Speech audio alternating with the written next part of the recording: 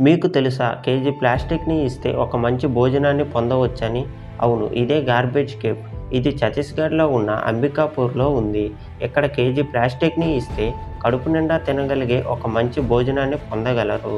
అయితే దీన్ని ప్రారంభించింది ఛత్తీస్‌గఢ్‌లో ఉన్న ఆరోగ్య మంత్రి టీఏఎస్ సింగ్ డియో.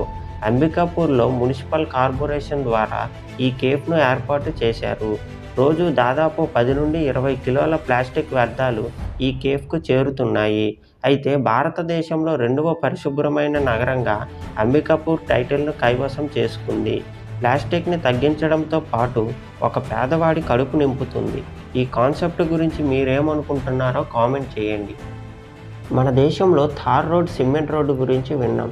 ప్లాస్టిక్ రోడ్డు గురించి విన్నారా? మన దేశంలో దాదాపు 33,700 కిలోమీటర్ల ప్లాస్టిక్ రోడ్స్ ఉన్నాయి. అయితే 1 కిలోమీటర్ రోడ్డుకి 1 మిలియన్ ప్లాస్టిక్ బ్యాగులు వినియోగిస్తున్నారు. మొదట్లో రాజగోపాల వాసుదేవ్ రోడ్డు నిర్మాణంలో వ్యర్థ ప్లాస్టిక్లను ఉపయోగించాలనే ఆలోచన ప్రవేశపెట్టారు. 2006లో నిర్మాణ పద్ధతికి ఆమోదించారు. అయితే ప్లాస్టిక్ రోడ్ల వల్ల లాభాలు కూడా ఉన్నాయి. సాధారణ రోడ్ల కన్నా ప్లాస్టిక్ రోడ్లు స్ట్రాంగ్‌గా ఉంటాయి. అలాగే వర్షపు నీరు లోపలికి పోకుండా, గుంతలు పడకుండా ఉంటాయి.